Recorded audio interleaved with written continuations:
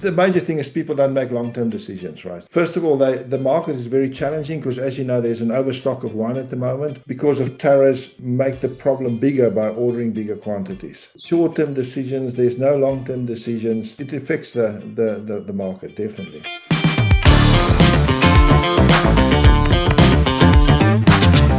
Hey folks, this is Sid Patel, CEO of Beverage Trade Network and USA Wine Ratings. I'm here with Tiaan Bezuidenhout. He's one of the fine wine importers, based in California, and we're going to talk about the current state, of the import market, especially with the tariff announcement. What's going on and what are importers up to. So, let's hear from the importer directly here. Tiaan, thanks for joining me here. Oh, it's a pleasure. Thanks for reaching out to us. So my main question, right? Like, what is going on with importers? Are you buying? Are you in the pause mode when it comes to buying? Yeah, so we're not in the pause mode, but the good news is that for us was that we brought the whole vintage in before the tariffs, and we're warehousing it in California. So we're not going to be affected by the tariffs for at least the next 6 months. So that's the good news. Going forward, I don't know, the tariff changes every week. As you know, South Africa has been slated to get a 31% tariff on wine, which could be quite detrimental to the South African market in the US. So we're just keeping our ears. We're hoping that it's only going to. At the moment, we've got the AGOA treatment, which is 0% duty. It's an AGOA between South Africa and the US. But that's supposed to go up to 10 and then to 31. So we hope it stays at the most 10%. In this phase, what's your plan? How do you want to play your next 12 months? So the next 12 months is going to be one of two things. So we luckily previously we imported the wine into the US and then bottled it here. The reason was not for duties, but it was really to do the final quality check of the wine that we produce in South Africa before we put it into bottle. That's actually working out quite well for us with the duties, because obviously you're only going to pay duties on the wine that you import, which makes the value of the wine less. Going forward, depending on the duties, for the smaller quantities, we're thinking of bottling in South Africa. And then for the bigger quantities, we will still ship here and then bottle in California in the US. So how is importing in bulk and bottling in US, tax-wise and duty-wise, different than because it's based on the price and not the volume? Exactly. It's price of the goods that you import. I understood. Obviously, the wine is going to be much less price-wise than the complete finished product. Got it. So just to double dive on this, you are using a third-party bottler or you have your own bottling facility? No, we're using a third-party bottler. So you are importing bulk, outsourcing the bottling, and then that is one way as a solution in case if the duties go up. Exactly. And we also that we register as an importer, so we do our own importing, so we don't have a third party there either. So it's really just a one-stop shop. Okay. And Tiaan, now what about your customers, right? Like state distributors, especially, and obviously the retailers that you're selling in California. How are they adapting to this? Are they everything is normal, or they are also currently controlling their inventories and decisions? They're definitely trying to control their inventories. They are not. Depends on the retailer as well as the distributor, but most of them are not open to too much of a price hike. So we really need to come and try and meet in the middle of the two if there is going to be a price hike. So have you increased the price? Like, did you? No, because we brought in our, as I said, we brought in our vintage for this year already, and we're warehousing it in California. That's one of the pluses for warehousing in California, because we sort of didn't get the duties. If we do it in a month's time, it would have changed the pricing. What other challenges you're facing as a wine import business, or that has come up new in the last 60 days? Well, the major thing is people don't make long-term decisions, right? So first of all, the market is very challenging because, as you know, there's an overstock of wine at the moment. And then also people don't want to, because there's an overstock of wine, they don't want to, because of tariffs, make the problem bigger by ordering bigger quantities. So it's really short-term decisions. There's no long-term decisions. And people, it affects the market, definitely. So what do you mean by short-term decision? Like, is that just a small order from a distributor? Yeah. They would rather go smaller orders than go for the big orders and then, knowing that it's going to sell or what the price points are going to be. Great. What about when it comes to pivoting or plan B or anything? Do you think that you are looking at some countries adding a portfolio where maybe there will be a free trade deal just to diversify? Have you thought about anything like that? We have thought about that, but obviously our brand is really based on a South African quality wine. Very familiar being South African, we're very familiar with the market there, and we also make the wine there. We've got a winemaker doing it for us. So we're thinking of expanding, but not for the time being. If a new South African winery was looking for a wine importer in USA, what Yes. message would you give them? Because obviously they are struggling. They're all looking for an importer, but what Yes. do you think as a buyer currently, what would you do if someone knocked your door? Well, the most important thing is, I mean, as you know, is distribution, right? So it's the same as before tariffs. I think distribution is the most, because distributors do not take that many new wines. Hmm. The second thing as well is you need to make sure that the quality is there and that you're able to sell it. So by aiming to sell it, you need to find orders before you even look at entering the market. You need to show the wine around. You need to see that there's an interest in the wine.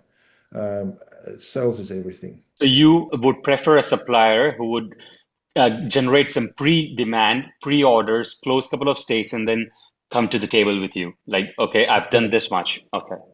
Yes, exactly. Got it. What else, Tian? Anything else we want to cover here that's a little bit current and as a other any tip you have? Yes, no, I mean, that's basically it. I mean, it's just try and get into the market and do it. That's the one side of the business. Then the other side of our business is we import bulk for private label. So let's talk about that. So what's your pulse on the bulk wine movements? So the same with the bulk wine movements. It's really, there's an oversupply of bulk wine in the US at the moment, but we still find the right quality.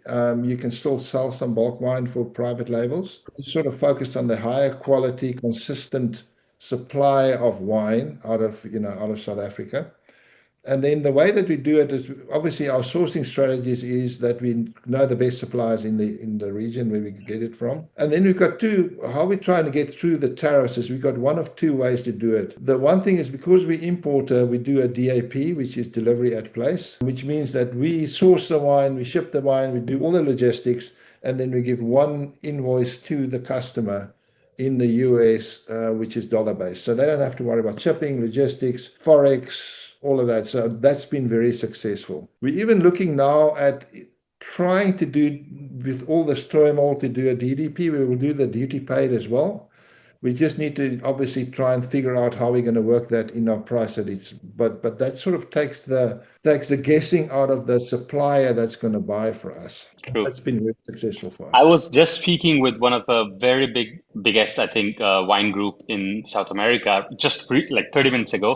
One thing he Yes. said is his main objective these days is to have suppliers now go in CIF instead of X works. So that way, this whole thing is gone back to the seller. The pressure of the whole freight moments or container changes and this and that. So is that the direction that you are also asking suppliers to do? Like, give me CIF, let's say California. Yeah, no, what we're trying to do is we're actually trying to move away from that. We're trying to include everything in the price.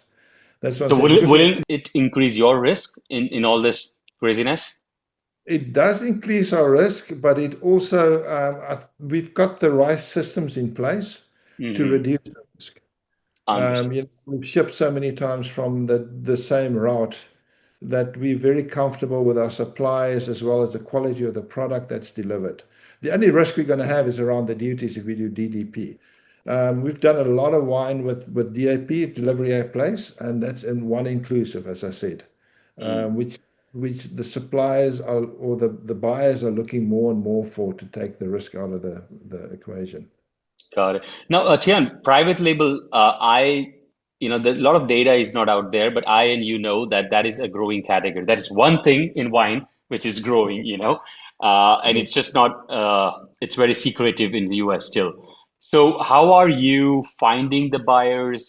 How are you growing the business? What kind of metrics do you use? Like, what's your philosophy of growing that part of the business? Well, the philosophy is it's the same as bottled wine, right? So you've got to get the right quality. That's the most important. If you get the right price, the right quality, which the buyer can put their private label in the market at the right price, which is the sort of $10 to $30 category. And that's where the private label, where I see the private labels going. It's the private label. We never did the private label at the cheaper end of the wine.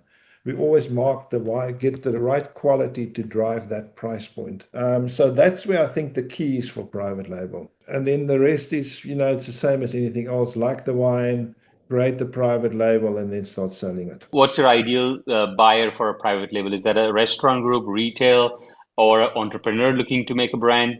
It's mostly retail. Restaurant group is a little bit, as you know, the quantities of shipping is the minimum is 10,000 liters. And to really get the benefit is you need to do 24,000 liters per, which is, I can't remember the gallons. But anyway, that's, to get the breaks on the shipping. So that's quite a lot of cases, right? So it can't be your smaller groups. And you're also not trying to sell the same wine to multiple buyers, because that sort of dilutes the uniqueness of doing private label. So you mean, whatever your main SKUs are, you don't want to put the same juice and slap another label and give them, right? Exactly. Got it. One last one on this, what's your elevator pitch or a door opener when it comes to the small chains, because that's very hard to get the buyer, right? Like access those people. How do you sort of get in front of the buyers, and what do you pitch when it's private label? Well, mostly we know some of the buyers, so that's how we got into the business. I mean, you need to have personal relations. It's very difficult these days by not having personal relations with the buyers to try and get into it. They get they must get hounded by, I don't know how many emails they get every week for people with new ideas. Sure. So I think once you get a personal relation, ours is all personal relations. And once that happens and you on time and you got quality, it sort of opens, and they all talk to each other, right? In their own way, they've got their own little discussions. Not that I'm privy to it though. And then when you are in that room, you got the meeting. What's normally the conversation? Do you do a gap analysis in their store, or do you just start talking, or do you try to get the need and try to source back once you know the need? How do you normally approach? No, we come with a solution. So we come with the wine. We don't try and do backwards, because most of these people are quite busy, and you want to give a solution to them and come in with the solution. You don't want to come in, try and put something for them. Well, what kind of problems in private label, or what kind of solutions you think are working these days? If any winery would want to start offering or going in this line, what is a good solution? Well, it depends. You really need to see where you want to be, right? So if you can do some analysis about the 10 to 25, what price point you want to be in. Do some analysis, see what they have already, and then come in with a solution saying, I've got this wine which is great for you, taste it, and we can do that at this price range.